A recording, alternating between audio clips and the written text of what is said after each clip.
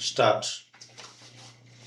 Sir, many points have been raised in regard to this bill by the honorable members. I think that all the points which have been raised by them can be replied to at the stage of consideration of the bill.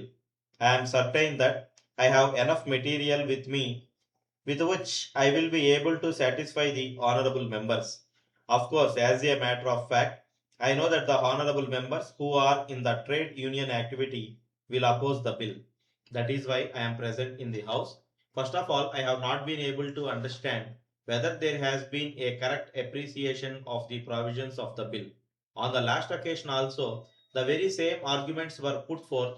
I can understand collective bargaining, but I do not know whether it is a fundamental right to go on strike.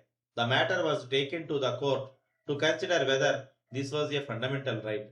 There is a judgment of the Supreme Court in which they have said that nobody, especially when it is a matter of supply of essential commodities, and if the production is going to be affected, can claim that he has a fundamental right to go on strike.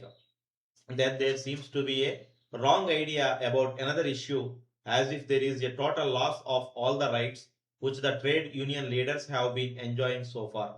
I think my honorable friend has rightly said that this is an enabling provision and is not contrary to the Industrial Disputes Act. At the same time, the Industrial Disputes Act can be invoked if we find that, in spite of the standing machinery to bring about reconciliation between the different parties, it has totally failed. But I think you will agree that essential commodities for the common man are a necessity. If it is going to affect the very people for whom we have taken a pledge that we will be supplying the essential commodities, then only the provisions of the Act can be invoked. It does not mean that we cannot have a missionary of conciliation so far as the government employees are concerned. It is true that they cannot be invoked. We have tried our best, in spite of the fact that the attitude of some of the people was not reasonable. We did not invoke the provisions of the Act. If the honorable member is interested in the matter, I may give the instances of how many times the provisions of the Act have been invoked. The information I have is that over a period of 5 years it is only 30 times, and that too in matters which are considered very basic and essential, that the provisions of the Act have been invoked. I may inform the House that before taking a decision about amending the provisions of this Act, we have also consulted all the state governments. I may say that most of them have recommended that the provisions of the Act should be extended. Now I may point out that this provision is required for continuing or maintaining the essential services to the community. In fact, there is no question of the government of India being against the working class or against collective bargaining. I fully agree with the view, but I believe that even the working class will appreciate that where no fundamental right is involved, it has every right to agitate or resort to collective bargaining. But at the same time, where it is a question of supply of essential commodities to the common man, and if his life is to be affected by any action that it is going to take, I do not think the working class is against this measure.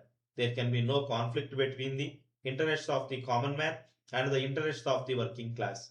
But at the same time, if there are people who are trying to create conditions by which whatever essential services are being rendered are going to be affected, I do not think there will be sufficient justification for them to do so. I may point out that this is applicable not only in the case of the working class when they go on strike, but also to lockouts which have been declared by the owners of some of the industrial units. In both cases, it is applicable, and that is why these provisions can be made use of in such cases. One honorable member said that there was a provision to tackle matters of this nature in the National Security Act and other acts. I think it will be remembered that we have been maintaining the position that the provisions of these acts are not to be used against any of the legitimate trade union activities which are being carried on. That is why we have given clear guidelines that the provisions of these acts cannot be invoked against the trade union activities. The Essential Services Maintenance Act is specially meant for the supply of essential commodities to the community at large, and that is why a special provision is made in this bill. I think these are the main issues involved. As regards other points, when the bill is considered clause by clause, the honorable members may state their views and I shall reply to them.